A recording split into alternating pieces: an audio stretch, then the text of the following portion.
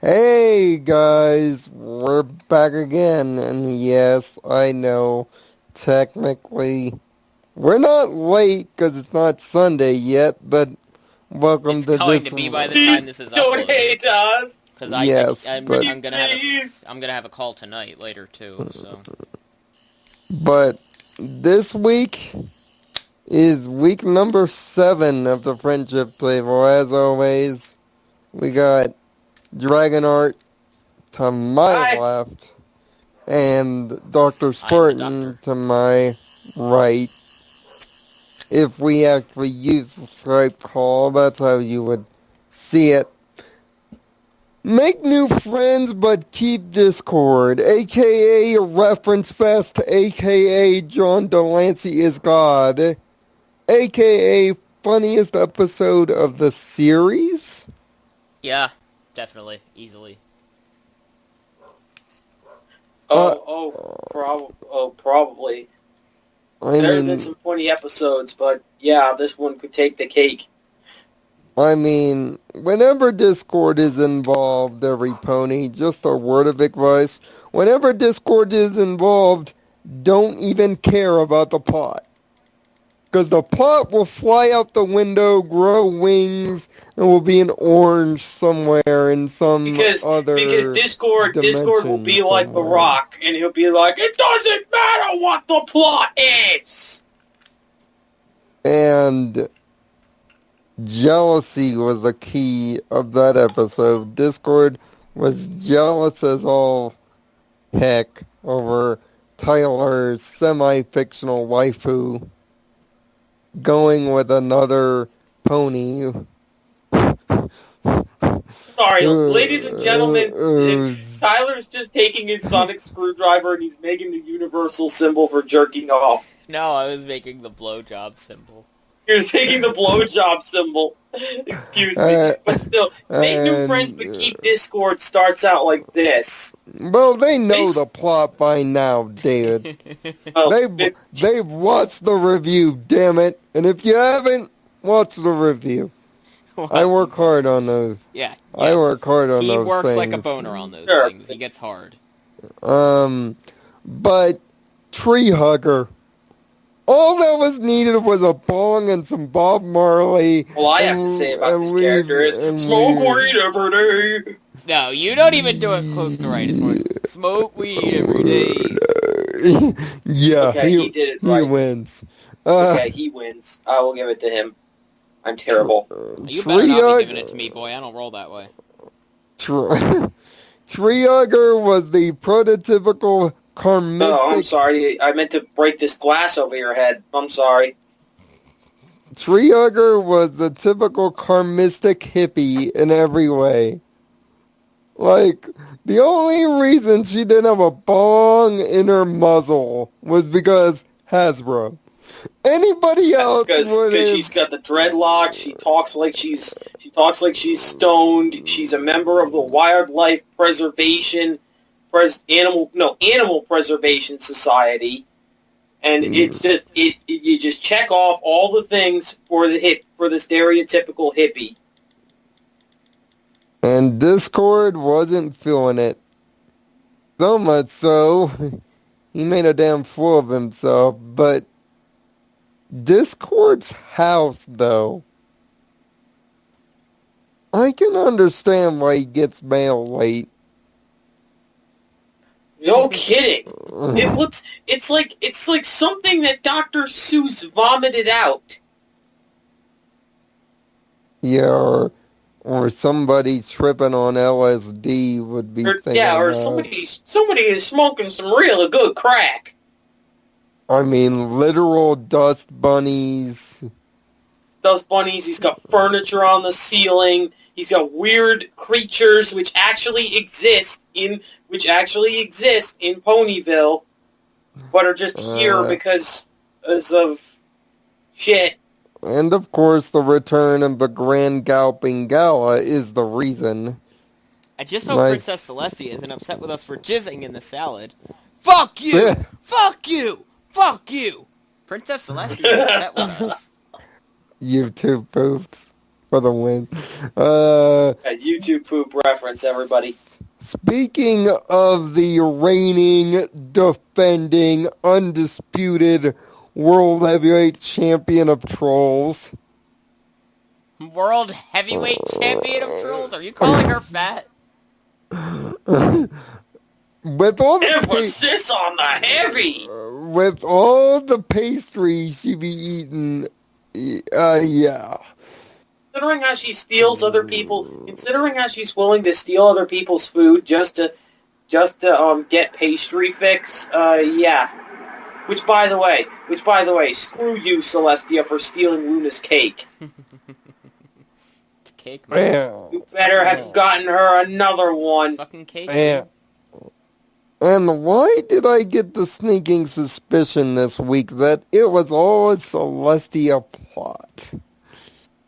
Why do I get that sneaking suspicion? Because it just feels, because everything that goes on, it just feels too convenient.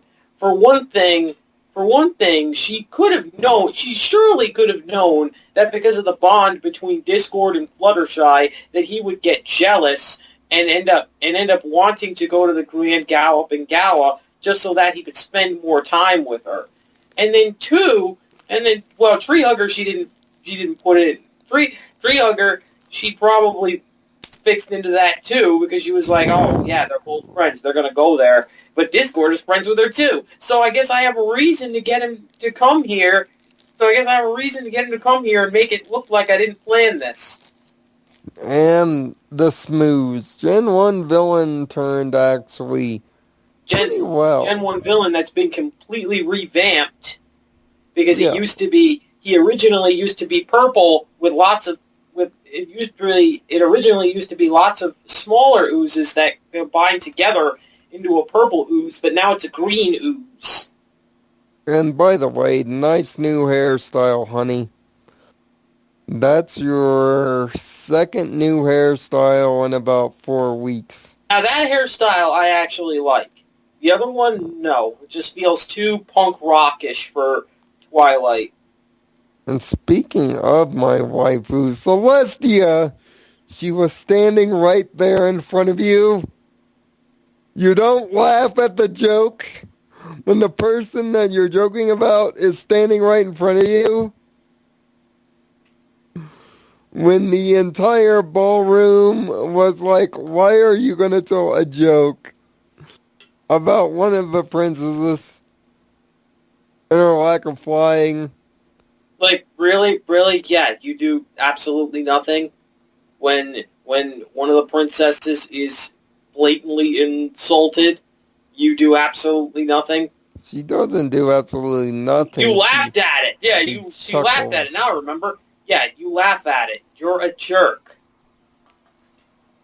Yeah, but leave it to Celestia to continue being a jerk. Leave it to be. But of course, my funniest joke out of that part was, you're supposed to laugh! It's a basic joke! It's the most basic of jokes! You're the most basic of jokes. By Maud. Maud just comes out with that line and I burst out laughing. Maud Pie with the verbal combo the most breaker. Basic of jokes. I mean, but let's get to the references. Everything from weird dimensional stuff to apparently Metal Gear. Yeah. Now Metal Gear is Pony Cannon. Yes, apparently Discord wants to show Fluttershy as Solid Snake. Oh my god. I'm sorry. I'm sorry. I couldn't do it. I'm sorry. The devil made me do it. Oh, Jesus Christ. From Rodney Dangerfield to Gallagher to The Shining. Dumb and Dumber with the suits that Discord and the Smooths are wearing are a blue suit and an orange suit. And, of course, Pinkie Pie and Discord breaking the fourth wall to Sesame Street. Completely shattering! I mean, Tree Hugger almost went to Sesame Street in the worst possible way. Yeah. Yeah, that was the part that made me go, what the hell? But leave it to Discord to have tons of what the fucks.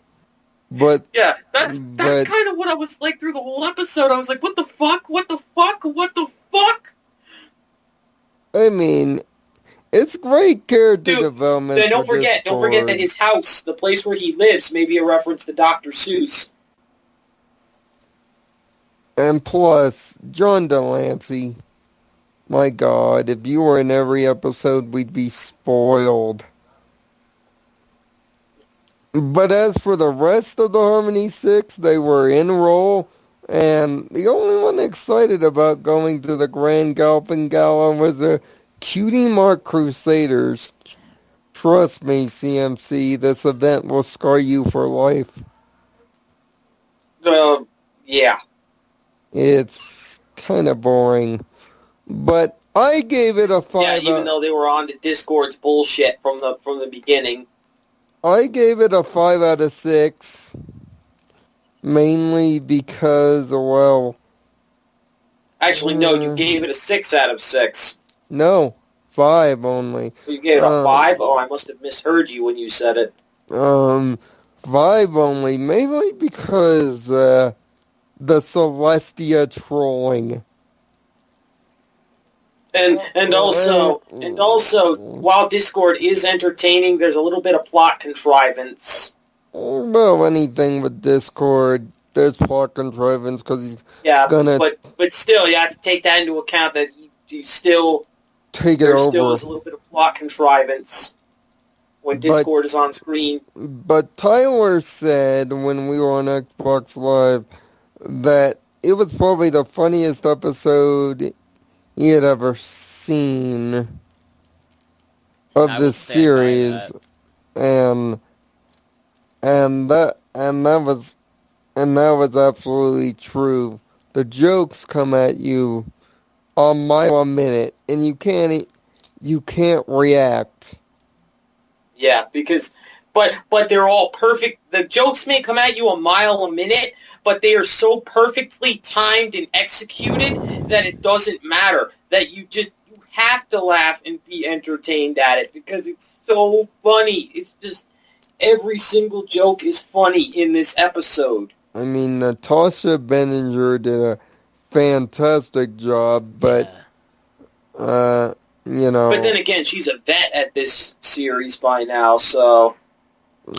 But Tyler, your rating of this episode? Simply because of the way I am, and I thought it was the funniest episode, I'm gonna have to stick it with a 6. Oh, perfect. Yeah. Yeah, I'd give this episode a fucking 20 out of 10. I'm just kidding. I'd give it a 6 out of 6. A 20 out of 10. So, if I could, I'd give it a 20 out of 10.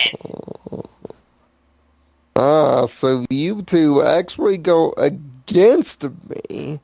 It's pretty common for me to do that, but for plot contrivances and all that stuff, it doesn't matter.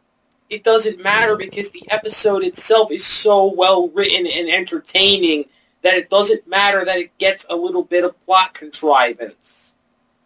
Yeah, and I mean, as I said before, check out the review if you missed it, where I go massively into detail, but next week, although next week is technically this week, but you won't see it until next week. We talk about episode 99. 90. Yeah. The Lost Treasure of Griffinstone. Yes, and the return of Gilda the Griffin to the mythos after 94 episodes. Yeah, that's a long time. That's all the way back in episode 5 of season 1, people. 99 episodes! Yes, and speaking of that 100th episode, we're going to be doing a lot of special things for it. when we get to because that point. because it's funny how the 100th episode is called Slice of Life.